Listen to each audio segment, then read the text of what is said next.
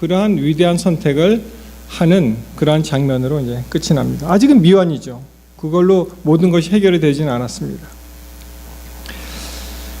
조금 경우는 다르겠습니다만 이 이야기는 어쩌면은 누가복음 15장에 여러분 잘 아시는 그 탕자의 비유와 비슷합니다.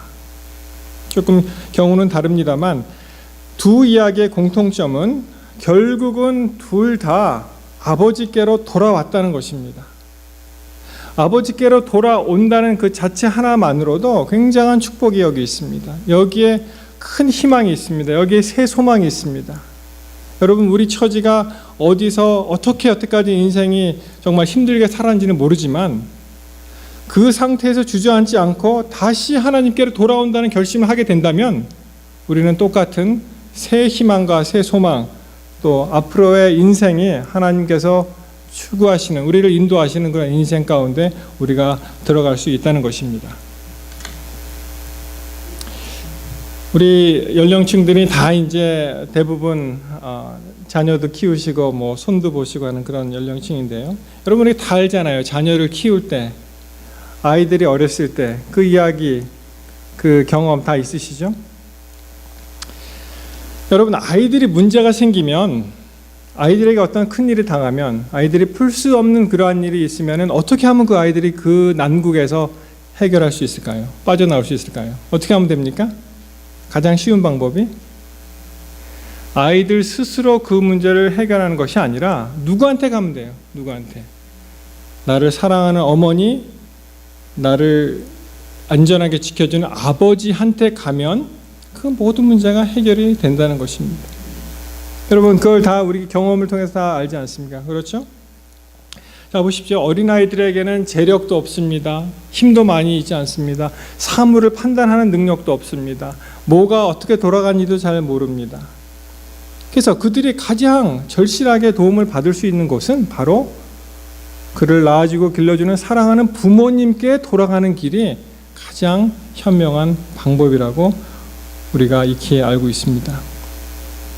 한번 생각해 보세요. 우리 아들, 딸 이렇게 키우실 때 그들이 넘어지고 아프고 뭐 문제가 생겼을 때 부모한테 오면 이게 다 해결이 되지 않습니까?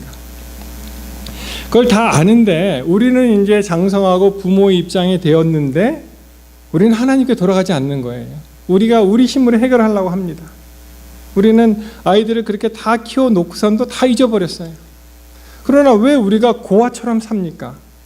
하늘에 우리의 아버지가 계시는데, 하늘 아버지가 계시는데 때로는 문제가 너무 커 보이면 하나님이 안 보이는 거예요.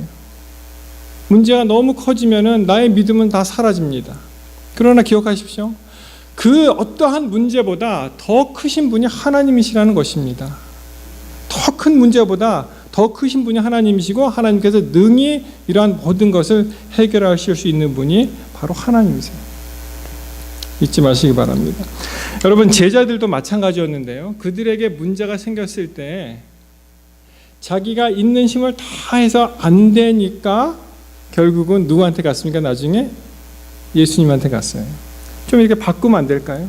먼저 예수님한테 가서 그것을 해결받으면 되는데 그걸 그렇게 하지 못했습니다. 우리 마가복음 4장에 있는 말씀 한번 같이 보시겠습니다.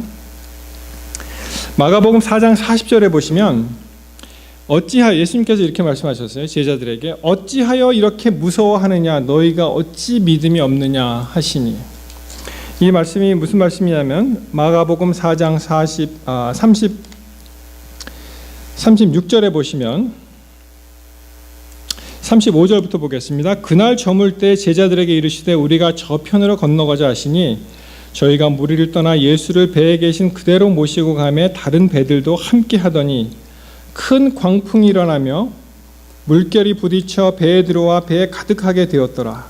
38절에 예수께서 고물에서 베개를 베시고 주무시더니 제자들이 깨우며 가로되 선생님이여 우리가 죽게 된 것을 돌아보지 아니하시나이까 하니 예수께서 깨어 바람을 꾸짖으시며 바다더러 이르시되 잠잠하라 고요하라 하시니 바람이 그치고 아주 잔잔하여지더라.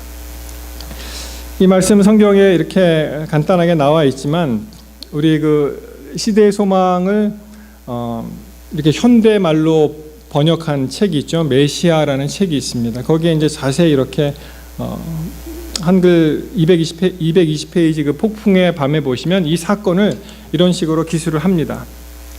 제가 읽어드립니다. 배가 움직이자마자 예수님은 배 뒤편에 누워 주무셨다. 그런데 고요하고 신선하던 저녁이 순식간에 폭풍의 밤으로 돌변하였다. 갑자기 돌풍이 일어났다. 작은 배는 크게 일렁이는 파도 때문에 심하게 흔들렸다. 마침내 파도는 배를 덮쳤고 물을 퍼내는 속도보다, 배에 이제 물이 들어오잖아요. 물을 퍼내는 속도보다 더 빠르게 물이 배 안으로 차올랐다. 그들을 따라오던 다른 배들도 마찬가지로 폭풍 때문에 꼼짝 못하고 있었다. 여러분, 제자들의 대부분의 직업이 무엇이었습니까? 그때 어부였잖아요. 어부는 물을 잘 압니다. 제자들 대부분은 숙련된 어부였다. 거친 폭풍 가운데서 항해했던 적이 한두 번이 아니었다. 그러나 그날은 모든 힘과 경험을 다 동원해도 소용없었다. 배는 침몰하기 일보 직전이었고 그들은 그 사태를 막을 수 없었다. 어떨 때는 우리가 가지고 있는 재력과 힘과 지식과 이런 모든 경험이 더 도움이 안 될 때가 있습니다. 그것을 먼저 사용하고 일을 해결하려고 합니다. 순서가 바뀌었습니다. 예수님을 먼저 구해야 되는데, 배와 자신들의 목숨을 구하고자 노력하는 동안 그들은 그 배에서 예수님께서 계신다는 사실을 잊고 있었다. 예수님 그 배에 있는 것을 잊고 있는 거예요. 그리고 막 자기 힘으로 그 난국을 해결하려고 노력을 했습니다. 하지만 그들이 죽게 되었다고 생각되자 갑자기 예수님을 기억하게 되었다.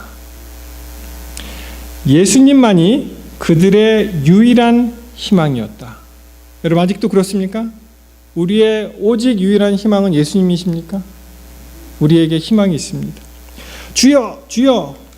그들은 목숨이 경각에 달린 시점이 돼서야 애처롭게 부르짖었다.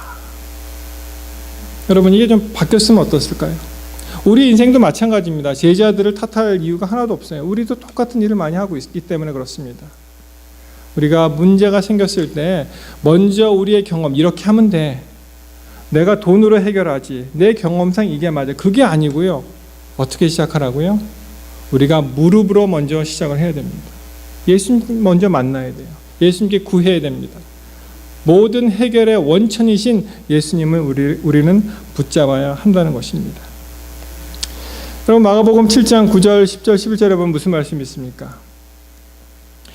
너희 중에 누가 아들이 뱀을 달라 하면, 떡을 달라 하면 뱀을 주고, 누가 떡을 달라 하면 돌을 주며 생선을 달라 하면 뱀을 줄 사람이 있겠느냐?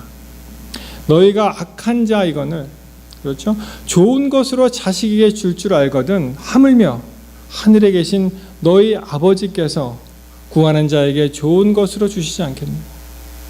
우리 아버지께 구하면 우리 악한 사람도 자기 자녀들은 예쁘기 때문에 떡을 줍니다. 돌을 안 줘요. 생선을 줍니다. 뱀을 안 주고. 그런 우리도 그런데 하물며 하늘에 계신 우리 아버지께서는 얼마나 우리를 더 사랑하시겠냐는 거예요.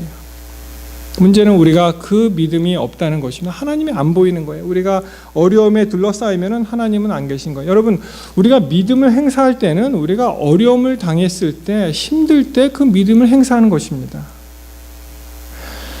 우리가 이 세상을 살면서 참 모든 것이 다 잘 되고, 그러면 저절로 콧바람에 정말 신바람이 나고 다 노래 부르고 하나님을 찬송을 하겠지요.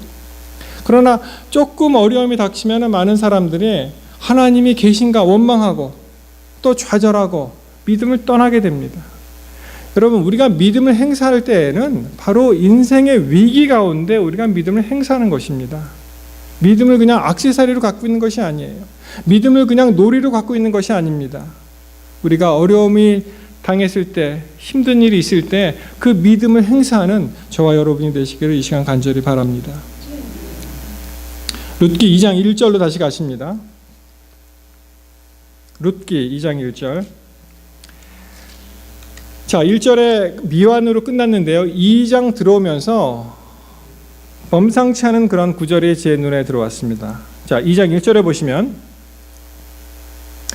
나오미의 남편 엘리멜렉에 친족 중 유력한 자가 있으니 이름은 보아스더라. 여러분이 짧은 2장 1절에 오늘 제가 말씀드리고 싶은 모든 그러한 내용들이 다 함축되어 있습니다. 여러분 읽으실 때 어떻게 읽으셨습니까? 그냥 글자로 읽으셨습니까? 아니면 마음으로 읽으셨습니까? 다시 한번 읽어보겠습니다. 나오미의 남편 엘리멜렉의 친족 중 유력한 자가 있으니 이름은 보아스더라. 여러분이 유력한 자를 유심히 한번 보시기 바랍니다. 유력한 자. 이 한글풀이로 유력하다 하면 이게 무슨 뜻이냐면, 무슨 뜻이에요? 유력하다 하면은 아마 한자어로 있을 유자 아마 힘력자를 쓰겠죠. 유력하다 하는 것은 한글풀이로 여럿 중 가능성이 많다는 것입니다. 가능성이 많다, 힘이나 세력이 있다, 이렇게 끝나요. 여럿 중 가능성이 많다, 힘이나 세력이 있다. 그런데 이 원어로 보시면은 이 이상의 더 풍부한 그러한 아주 깊은 의미가 여기에 있습니다. 한글의 유력한 자 그러면은 이것이 긍정으로 쓰일 수도 있고 부정으로 쓰일 수도 있어요. 왜 그런지 아십니까? 유력하다 하면은 자, 긍정으로 쓰일 때 저 사람은 정말 대통령 당선이 유력하다. 좋은 뜻이죠. 그분은 당선이 유력하다는 거예요. 국회의원 당선이 유력하다는 거 좋은 뜻입니다. 그러나 좀 부정적인 측면을 보았을 때 많은 경우에 우리가 듣는 그런 용어 가운데 저 사람이 바로 유력한 용의자다 이런 말이 또 있어요. 이건 좀 이 어감이 좀 안 좋은 거예요. 저 사람이 범인이래. 범인일 확률이 많다는 거예요. 여러분 히브리어로 유력한 자를 어떻게 표현했냐면은 깃보르 하일이라는 말을 썼습니다. 여러분 오늘 말씀 가운데 이 깃보르 하일이라는 그런 단어를 꼭 기억하게 되시기를 바랍니다. 깃보르 하일. 이 깃보르 하일이란 말은 사실은 비슷한 두 단어가 서로 연결돼서 더 힘을 주는 그러한 형국입니다. 먼저 깃보르라는 단어는 형용사로 쓰이면은 강력하다. 우리는 유력한 이렇게 표현되어 있죠. 강력하다. 또 명사로 쓰이면은 그 강력한 사람을 나타냅니다. 강력한 자, 용사, 그 깃보르입니다. 하일은 힘, 능력, 부, 재산, 그리고 군대라는 뜻이 있습니다. 그래서 깃보르 하일이라는 것은 굉장히 힘센 군사용어로 얘기하면은 용사가 되는 거예요. 용사. 깃보르 하일. 그래서 그냥 유력한 자가 있으니 이름이 보아스가 아니고 깃보르 하일이 있다는 거예요. 깃보르 하일. 몇 가지 성경의 용례를 한번 보겠습니다. 지금 이 룻기가 여호수아의 정복 시대를 지나가서 사사기 룻기잖아요. 여호수아서에 보면은 1장 14절에 이런 말씀이 있어요. 너의 처자와 가축은 모세가 너에게 준 요단 이편 땅에 머무리려니와 너의 용사들은 무장하고 너의 형제보다 앞서 건너가서 그들을 도와라. 이런 말씀이 있습니다. 여기서 바로 너의 용사들은 무장하고라는 그런 표현이 나오는데 용사가 바로 깃보르 하일입니다. 깃보르 하일. 그렇기 때문에 이 룻기 2장에 들어와서 깃보르 하일이라는 말을 딱 들으면 이스라엘 백성들은 어떤 마음을 가지고 있냐면은 그 옛날에 그 깃보르 하일 바로 정복 시대에 큰 힘센 용사가 자기한테 와서 바로 자기들을 인도하는 그러한 이야기를 연상하게 되는 것입니다. 깃보르 하일이 왔다는 것입니다. 자, 넘어가서 사무엘상 9장 1절에 보시면 베냐민 지파의 기스라 하는 유력한 사람이 있으니 그런 표현이 나옵니다. 유력한 사람. 이 표현이 바로 깃보르 하일입니다. 베냐민 지파의 기스라 이름하는 유력한 사람이 있으니 그는 아비엘의 아들이요 스롤의 손자요 베고라스의 증손이요 아비야의 현손이라 베냐민 사람이더라. 자, 이스라엘 초대 왕을 설명하면서 그 기스의 집안 또 그 다음에 이제 다윗으로 연결되겠지만은 이 기스라는 사람을 소개하면서 그 사람이 바로 용사라는 유력한 사람, 용사라고 소개를 합니다. 그래서 이스라엘 백성들이 이 이야기를 들었을 때는 무언가 엄청난 사람이 있다는 것입니다. 깃보르 하일이 있다는 것입니다. 깃보르 하일. 여러분 그거 아십니까?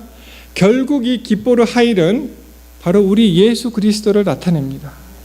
우리 보아스가 나중에 다 이 대를 그 기업물을 자를 다 우리 읽어보시면 아시겠지만 결국은 예수님을 나타내는 사람 아닙니까?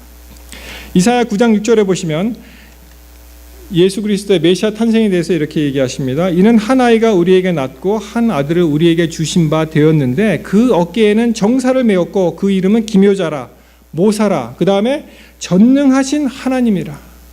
여기에 전능하시라는 그 단어가 기뻐르라는 말입니다. 하나님을 나타낼 때 기뻐르 그런 단어를 사용했고 영존하시는 아버지라 평강의 왕이라 할 것입니다. 여러분이 성경을 읽으실 때 어떻게 읽으셨습니까? 제가 이제 팔로알토에 사는데요. 거기 뒤에 가면은 그 스탠포드 대학이 있습니다. 스탠포드 대학이 있고 그 다음에 저는 그냥 편의상 뒷산으로 부르는데 거기에 이제 디쉬 에리아 그래서 큰 이 하이웨이 280번을 보시면은 큰 접시가 있는 게 보이세요. 그래서 그 인터넷 찾아보니까 그 디쉬 에리어가 이 음향 관계를 이렇게 이렇게 조사 연구하는 그런 목적으로 사용됩니다. 그래서 아침에